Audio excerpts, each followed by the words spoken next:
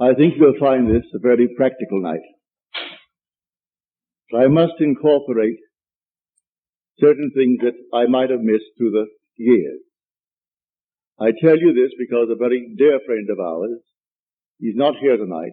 He says, had he known that I was closing on the last lecture night, which is tonight, rather than the last Friday in the month, he would have been here.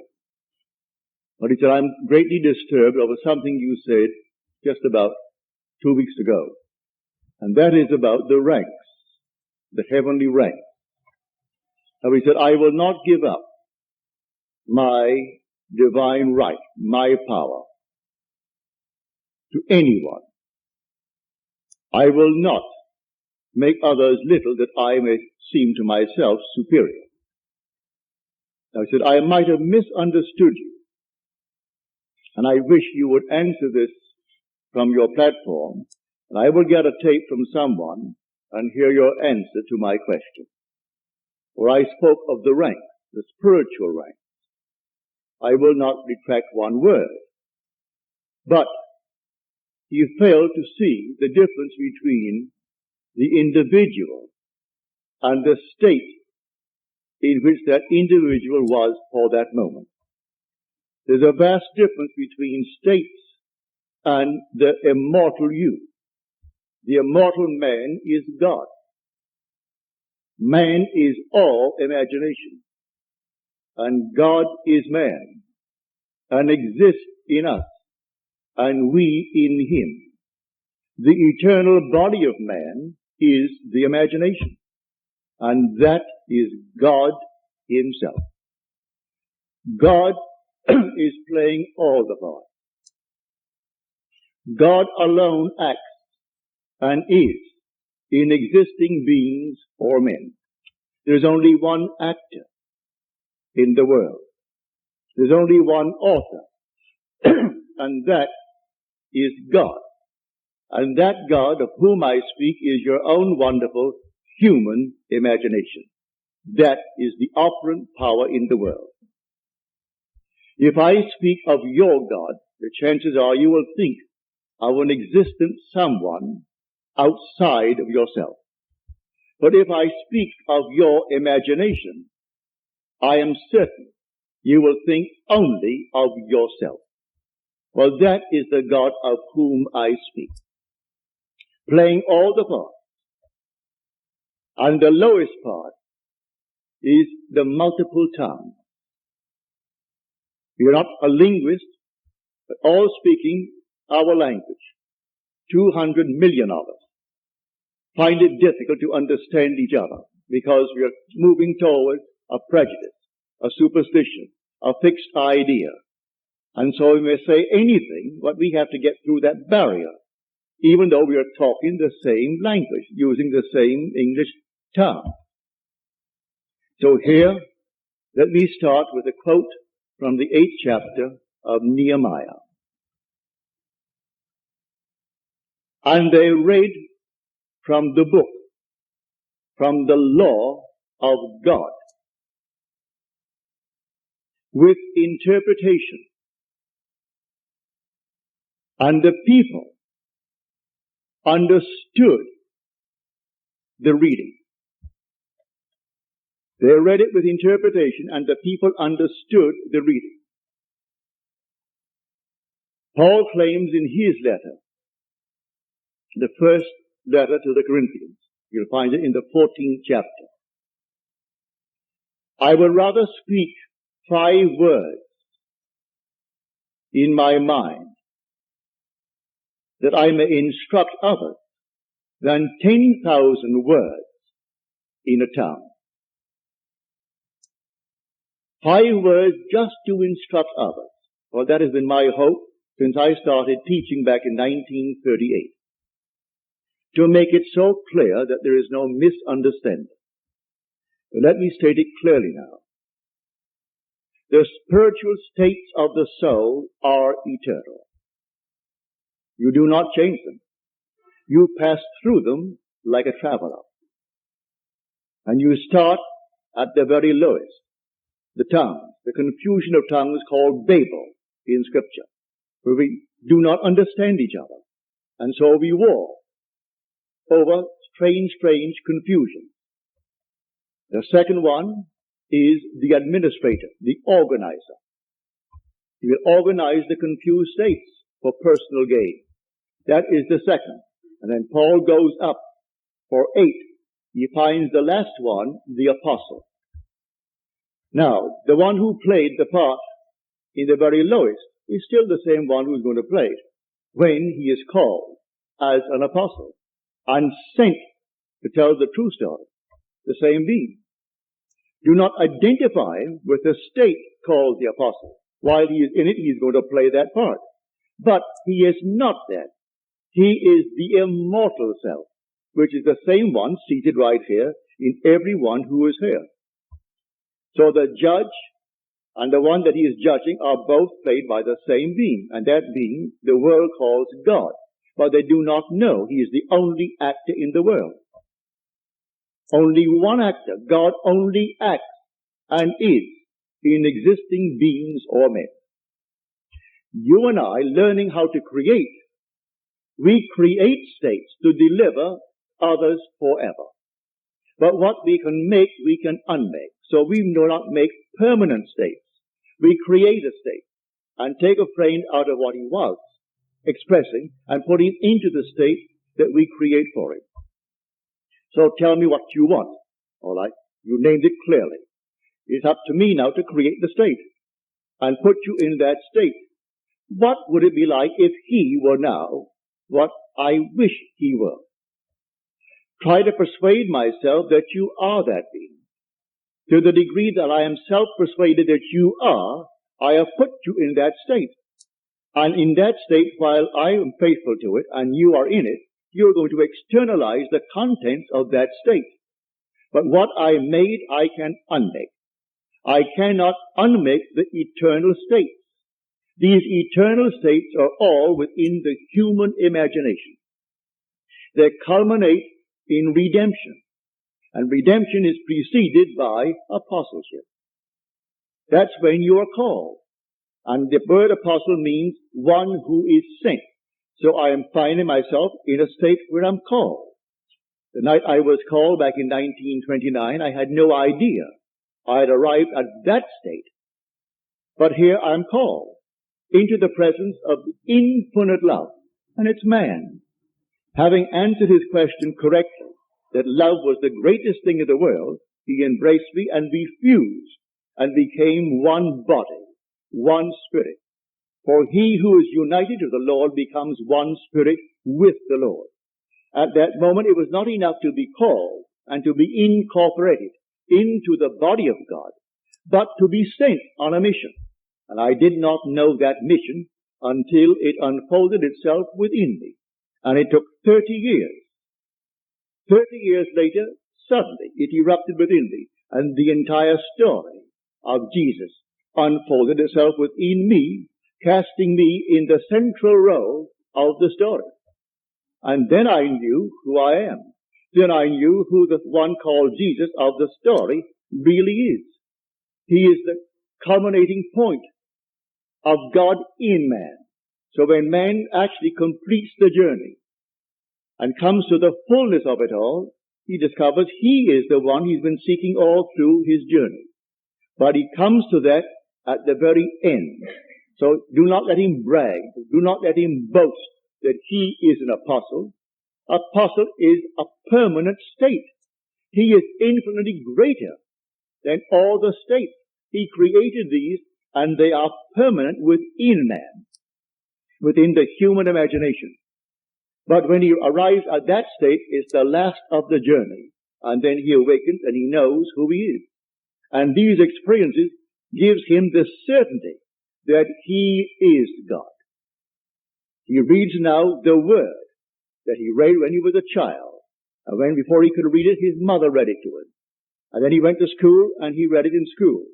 And when he could read for himself, he picked up the book. He couldn't quite understand it, but he read it. Now he reads it as something entirely different. He knows the book is all about himself. It's not about any being but God.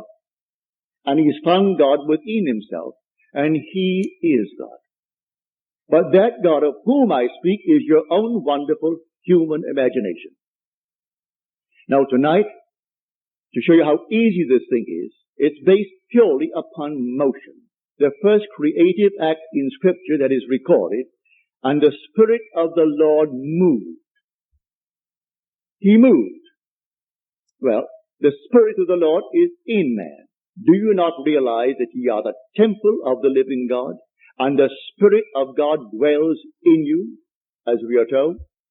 He dwells in me, where? As my own wonderful human imagination. Now I go back to see how he first created. He created by a motion. I move from one state into another state. If it is the state desired, then I have a sense of relief when I get into the state desired.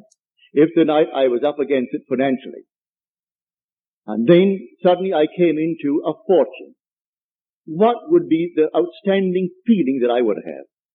Would it not be relief?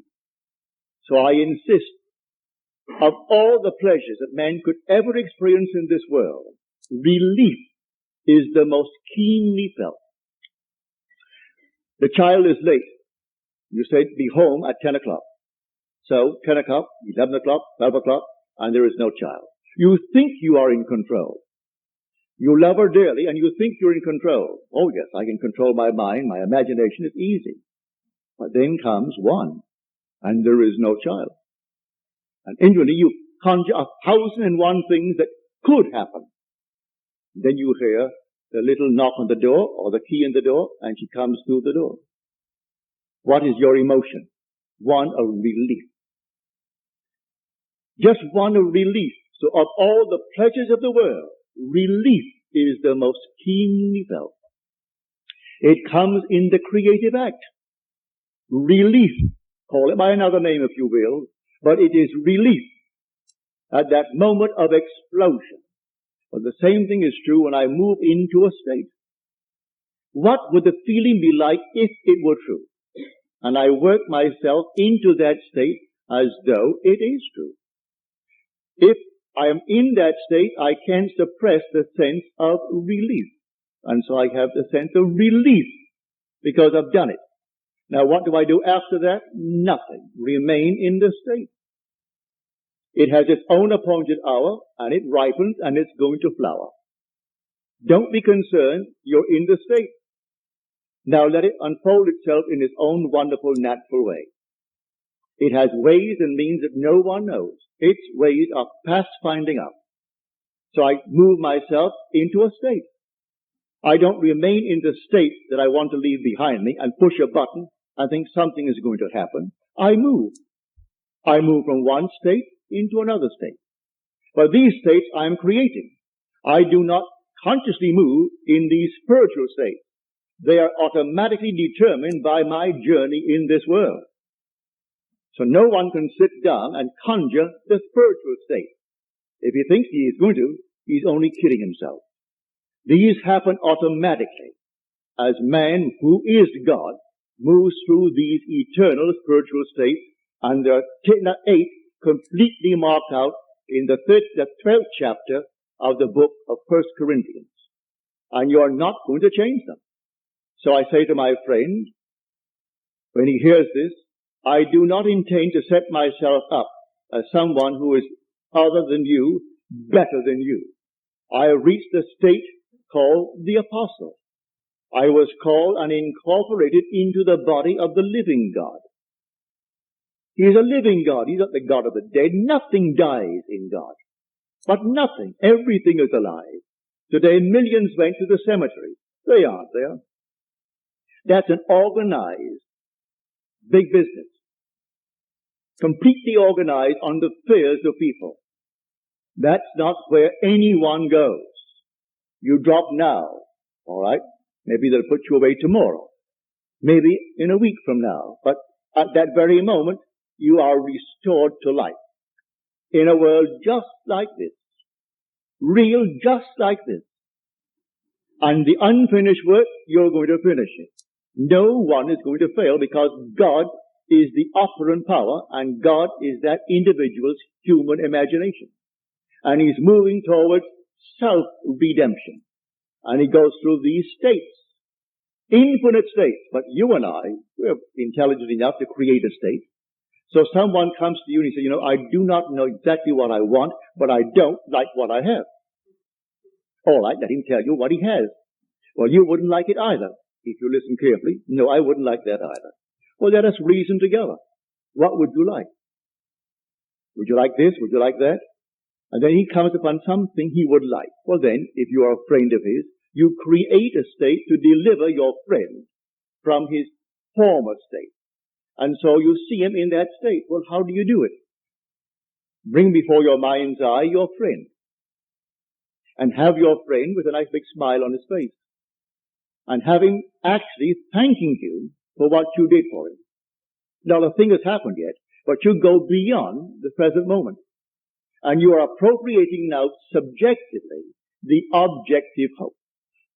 You hope he will stand before you objectively with a smile on his face, and you hope you're going to hear his words. And the words you're going to hear is, oh, thank you so much. It worked just like a charm. When I saw you the last time, I was up against it. Today, it's simply rolling and rolling in my direction. Everything is perfect. That's what you want to hear for a friend. Well, now you hear that.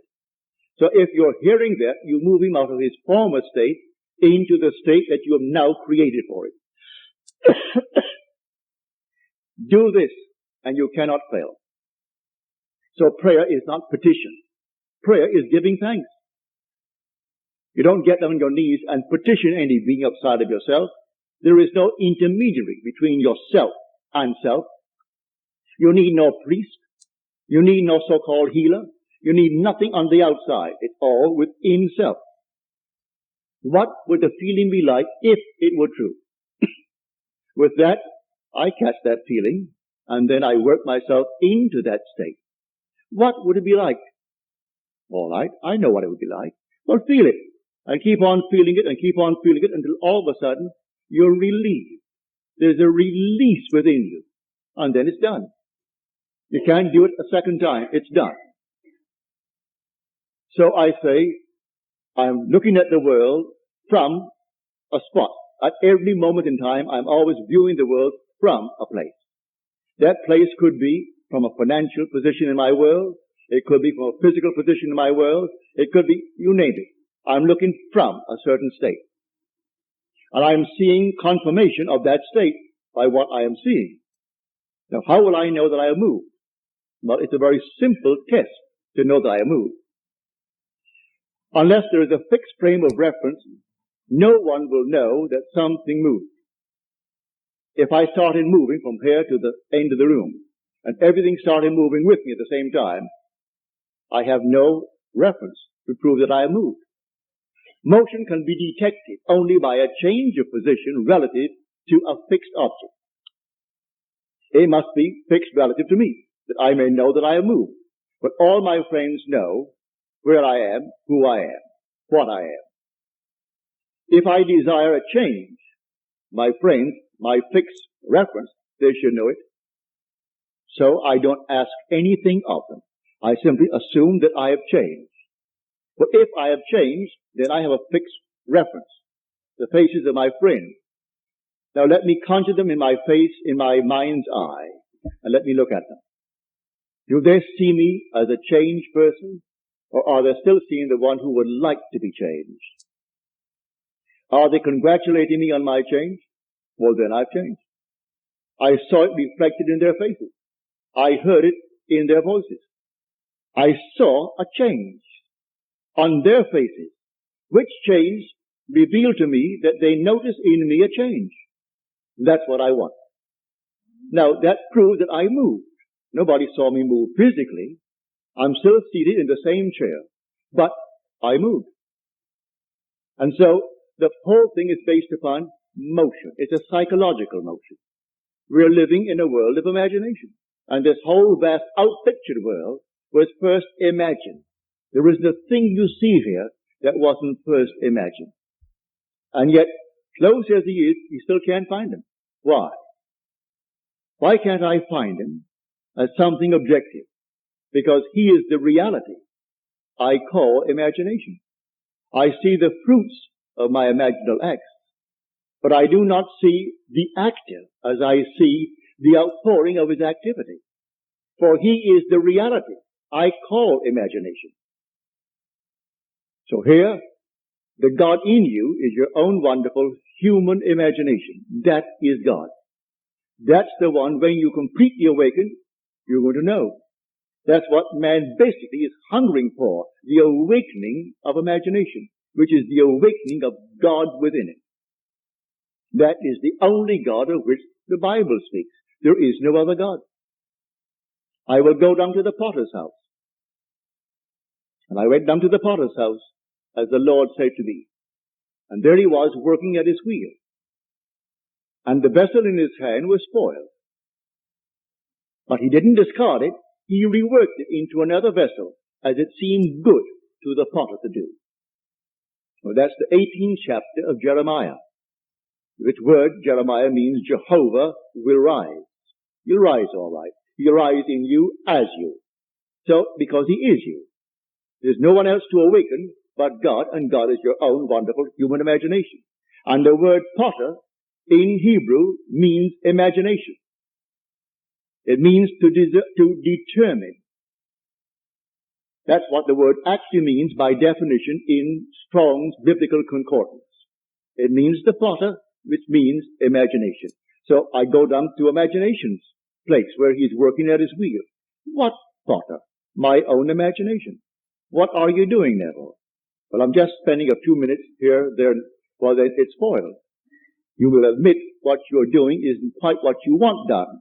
Don't discard it, rework it. Rework it into another vessel that it seems good to you to do. Don't judge for appearances. You think a man, because he's up against it, will be satisfied, say, with X number of dollars? No, don't limit it. Put no limit upon the power of belief. Can you believe that he doesn't have that pressure on him anymore? That he's above it? That is something behind him. Well, put him in that state. It doesn't cost you any more to put him in that state than to put him in a little modified state. You didn't pay anything for it. Come, eat and drink without price. Buy wine, buy milk without money. It didn't cost you a penny to do it. So why modify it? Why make it little for it? It's not exactly what he would want for himself. It's better than what he has. But you want something bigger than that for it. And there is no limit. When you meet people of great wealth in this world, and you'll judge them because they have money, just talk to them for a little while. Money hasn't altered their other states.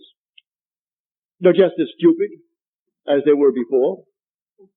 In fact, I've gone to parties where this one was a millionaire, that's a millionaire, that's so-and-so, and then the lady would point out another one. You see that one?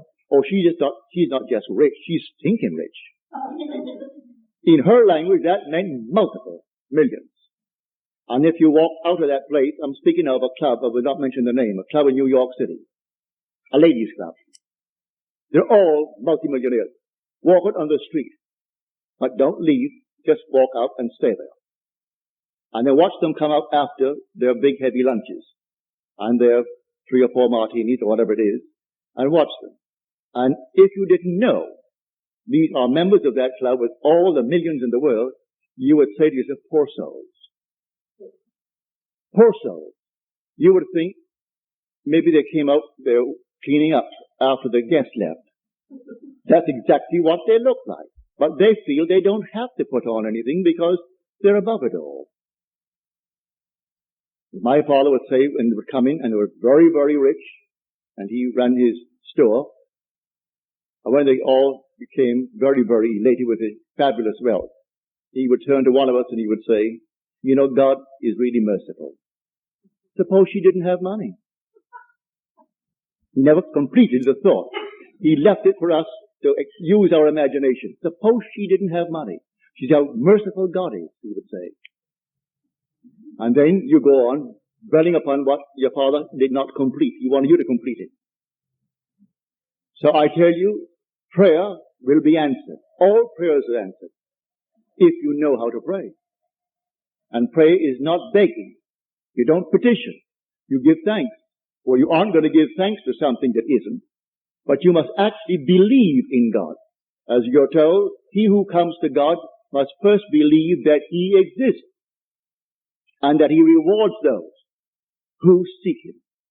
But you must first believe that he exists. Read that in the 11th chapter, the 6th verse of Hebrews. All who would come to God must first believe that he exists. Well, I know he exists. I hope that everyone here knows he does exist. But as Blake said, why stand we here trembling around, calling on God for help, and not ourselves, in whom God dwells? So why turn on the outside to call upon a God when he dwells in me? Well, he dwells in me as my imagination. So I will commune with my own imagination until I am satisfied that it is done. And you get into the habit of feeling that it's done. The feeling of relief. And then you go about your business. And let it take its own course. It will take its course and it will come out perfectly. So you don't beg anyone. You don't petition anyone. And it has nothing to do with so-called holiness. That is such an abused word. He is a holy man. May I tell you, if anyone introduces you to a person as a very holy man, turn and run. They'll fleece you. And I'm not fooling. They come over here from India, and all, you see them on the TV. Next thing you know, they're getting $500 for a special course. And people who have more money than brains, they pay all. Then off to India he goes with his multiple fortunes that he is simply taken from those who aren't given to thinking. So money doesn't care who owns it. So they have it, and so they'll give it out to anyone who is called a holy man. Well, I have had my experience with these so-called holy men. One little fellow, you all know him, you saw him on TV. And some reporter asked him, why do you advertise so much? You're always advertising, building up your own little personality. And Jesus never did. And in the little high-pitched voice of his, he started laughing. He said, that's why it took him so long. Well, I mean, after all, you sit down in your living room and you turn your little set on to listen to that nonsense. But people do it, and they're paid him for it. Now here, may I tell you, you have everything that it takes to be the man, to be the woman that you want to be. Don't pass them up. You have it right here this very night. Know what you want to be. Be definite. When you know exactly what you want to be, don't ask anyone if it's possible. You simply feel that you are it. What would a feeling be like if it were true? Would my wife, my husband, my friends know it? Let them know it, not verbally. Let them know it all in your imagination. Let them see you as they would have to see you if it were true. Just let them see you. And go to sleep in that assumption. For I know from my own experience that an assumption, though denied by my senses and therefore called by the world false, if persisted in, will harden into fact. That I do know. An assumption, the same simple little assumption. If you will persist in it, it will harden into fact. That is a law. How else would you interpret this statement from the 11th chapter of the book of Mark? Whatever you ask in prayer, believe that you have received it and you will. How are you going to interpret that? Whatever you ask in prayer, believe that you have received it and you will. No limit is placed upon the power of belief. It doesn't even say it has to be good for you. It leaves you entirely free to make your choice and take the risk. Because when you reap that state, you're also going to reap the consequences of that state. So, take your choice, but also be willing to take the consequences of the state. And you could go through life just simply knowing the only state. You see a person in the gutter today, he need not be in the gutter forever. Take him out of the gutter in your mind's eye. Here was a friend of mine, Freedom Barry, that I sent to San Francisco to teach this law. He hasn't had the experience of the promise, so he can't teach the promise. But he teaches the law. Before he opened, he saw a man crossing the street, while he was airing his little dog. The man came over. First of all, he passed nice complimentary thoughts about the dog, which Freedom enjoyed. And then he said, could you let me have a little money? And Freedom said, I'm sorry, but I do not have any money. The man was very nice about it, a gentleman evidently, and he went his way, and Freedom, before he made one step, he remained right there on that sidewalk and saw that man gainfully employed. He said to Freedom he hadn't worked. He was out of work. And Freedom saw him gainfully employed and felt the thrill of his employment. A month later, Freedom is out walking the little dog, and this man crosses the street, comes over to Freedom, and he said, I don't suppose you remember me. And Freedom said, oh yes, I do. Very well. He said, well, I want to thank you for not giving me money 1 month ago when I asked you. Had you given it to me, I'd be asking you for money today.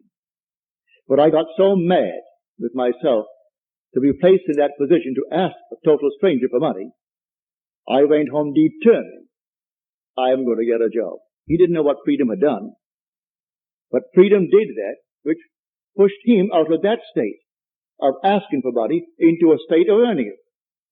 He went out the very next day after he met Freedom and got himself a job that paid well. He said, I'm on the job that I got the day after I asked you for money. I'm still on it, and there is room for growth in that job, and I'm sticking with the job. So again, thank you for not giving me the money. If Freedom had done what most people would do, would have walked away and said, no, I don't have any money for you, or I don't have money, without explaining why. But Freedom did something about it. He put the man in an entirely different state. And having put him in a different state, the man got a job the very next day. So I say to anyone, you can try it. Don't pass the buck and help everyone of this world. You create states to deliver individuals evermore. These are states that you create, and you can drop them. But the other states of which I spoke earlier, the spiritual states of the soul are forever, and no one's going to change them. But to make myself clear, when you are in the final state of the apostle, it doesn't mean you're better than you yourself when you're in that multitude of confusion. For God was playing that as he's playing the state of the apostle. But God is above all states. And you are God. So you're not an apostle forever. You play that, and that's the final part of the journey. And you come out redeemed when you hit that state. And you know that you are the apostle because you're sent. And the apostle is one who is sent. It's only then you know you've been chosen for a definite reason. And you're sent to tell what's going to happen to you. Well then, 30 years later, in my case, it happened to me that I could then speak with authority. I was not quoting anyone. I was not in any way speculating or theorizing.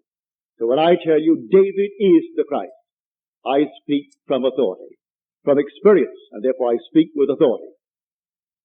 When I tell you he is the only Son, which is a resultant state of the journey you made through those eternal spiritual states. And when you hit the last one, you are born. Listen to these words. In the King James Version and Moffat's Version and others that I have at home, it's correctly translated. The Revised Standard Version, the New English Version, have added a word that confuses the entire thing. This is now the 8th chapter, the 11th verse of Romans. If the Spirit of him who raised Jesus from the dead dwells in us, he will also raise Christ. Two entirely different ones. But if you say also raise Jesus Christ, you're going to confuse the entire thing. So that the King James Version leaves off the word Jesus when it comes to the second raising, which is Christ. And it happens just like that. Jesus comes first. It's the I am of man. That's the Father. He is awakened first. 5 months later, then comes David. 139 days after the Father awakens within the sepulchre. Then comes an explosion 139 days later, and then David stands before you. He is the resultant state. Now, when you read the Bible in the future, and I hope you all will, always bear in mind the characters mentioned there and depicted there are not individuals as you and I are. They are states of consciousness. From Adam to the very end. These are all states of consciousness. So, the names signify the state, if you know the meaning of the name. But do not think when you use the word Abraham, you're speaking of a man. As when I speak of Bill, Bill is a man. He's an individual. It is God wearing that mask called Bill. But when I speak of Abraham, that's a state of consciousness. But when you meet these states of consciousness in vision, they are personified. And you see a man, but it is not man as you are man. All these are contained within the human imagination. So when you encounter Abraham, well, you're going to see a man. And you know he's Abraham. When you encounter David, you meet a youth, an eternal youth. But it's a resultant state. You are above all states. You are God. Every being in this world is God, and God is one. Hear, O Israel, the Lord our God, the Lord is one. And never get away from that. That is fundamental. The minute you have two gods, you're going to get confusion. Two will become 4, and 4, 8, and 8, 16, and you get confusion in the world. Only one God. And that God is named forever and forever is I am. That's the being. So when you awaken within the sepulchre, you know who awoke. You say, I am. There's no one present, just yourself.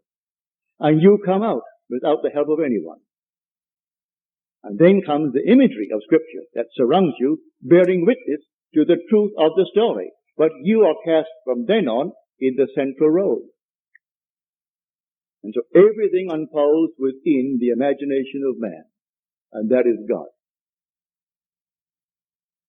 So tonight, as you leave here, go out knowing you have the power and the right to become the man, to become the woman that you want to be, without hurting any person in this world.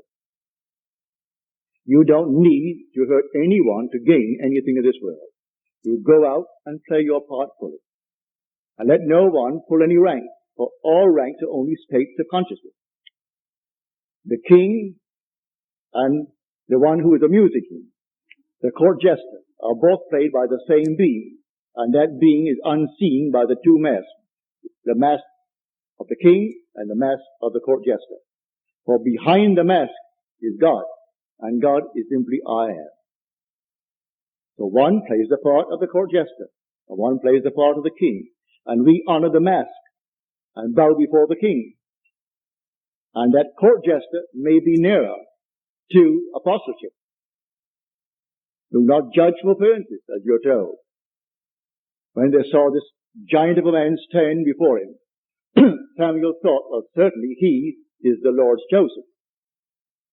For the Lord said to Samuel, go down to the house of Jesse, for I have chosen one of his sons to be king of Israel. And when the first son came in, he was a majestic creature. And Samuel said to himself, surely he is the Lord's choice. And the Lord said, I have rejected him. The Lord sees not what man sees. Man sees the outward appearance, but the Lord sees the heart. Then he brought the second, and he brought the third. And finally he brought the last, which was David. And David was tending the flocks. Now this is all a story. You must extract the meaning from that story. So he brings the little one in. He was just a youth. And as he came in, no one thought for one moment he would be the one. And the voice spoke to the prophet Samuel. Rise and anoint him. This is he. And in the midst of his brothers, Samuel anointed him with the holy oil. And then the Spirit of God came upon him mightily from that day forward. Never left it. Therefore he never lost the battle. The victorious one, called David. So in the end, he stands before you, for he played all the battle. You were the Lord of Lords within, but you didn't know it. And he is the Father's only Son. And then he stands before you and he is your son. And then only do you know you are God the Father. You gain all the assurance that you need when you see David. For he is God's son, and he is your son, therefore you must be God. And that's the story. Now this being our last night, suppose we go into the silence and give you ample time for questions if you have any.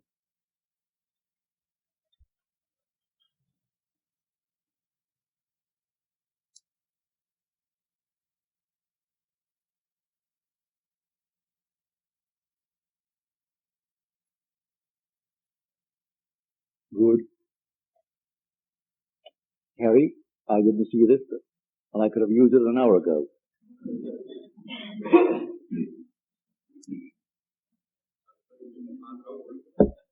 I didn't see it. I would have.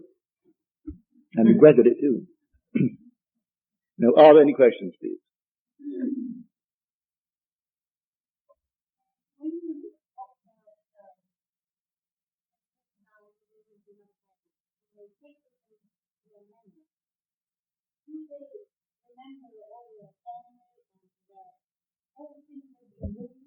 Yes, my dear. You carry with you your memory. Even though the body is now, well, those that I've seen so many, including my parents. My mother died back in 1941. It was just about a month before Pearl Harbor. I was in New York City then. I just returned from Barbados where I spent 3 weeks with her. And it was a terminal case of cancer. So I came back, sitting in my living room. The mother comes before me. And she was a girl, beautiful blonde, as she was, as a young woman, blonde blue eyes. My mother is before me sitting under an arbor. She was passionately fond of flowers and a beautiful garden. She's under this arbor brushing her hair, but she wouldn't talk to me. And then I sat down and I wrote my sister a letter saying, I've just seen Mother. And Mother is a most beautiful young woman of 20 years of age. And I took that to mean that she had recovered. But that was the very moment that my mother departed the world. But when I got my sister's letter that came back to tell me, that was the hour, allowing the difference in time between New York and Barbados. And that was exactly when Mother closed her eye, and that was it. But she instantly appeared to me in New York City, 2,000 miles away, not as the old person. She was only 61 when she died, but she looked much older because she was in such pain for the longest while. Mother must have looked, well, you can't name it. It was so old, and she lost so much weight. She was a little tiny shrunken thing when Mother was not given that way. But I saw her at 20. My brother Lawrence, who died at 62 or 63, he was going on 63. When I saw Lawrence, he was about 21, 22. My father, same thing. Jack Butler, who was my secretary, when he dropped dead at the age of 50.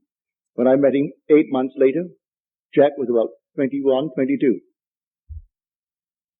So I can only tell you what I see. They all are restored. They aren't little babies. They're restored with intelligence, and they know who they are. They know who you are. And many of them don't even know that they died. Totally unaware of it. The majority don't know it because they haven't died.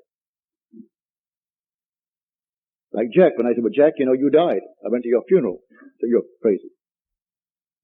I die, but I'm not dead. I said, yes, you die, but you're not dead.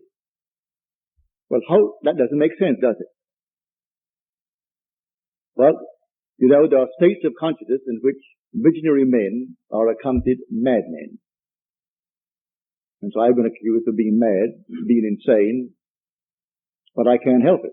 I see these things and I tell you exactly what happened to me. But there are certain states in which all visionary men are accounted madmen. On 49th Street in New York City one day, I was opposite a window that had a nice display of my books, and a big picture of me. And 2 women came by, 3 came by. One was the guide showing the other 2 friends of hers who came out of town and wanted to see the sights of New York City. And so I came up and stood next to them. They didn't know me and didn't look at me, but they were looking at the picture. And one woman said to the other 2, see that fellow? Naturally, they're all looking at it. That he's as mad as a hatter. But you should go and hear him. It's part of the thing to do when you come to New York. Go and hear him. He's just as mad as they come. They call him the Mad Mystic of 48th Street. Well, she heard that. No one called me the Mad Mystic, but she must have heard it to tell these two. I'm called the Mad Mystic of 48th Street.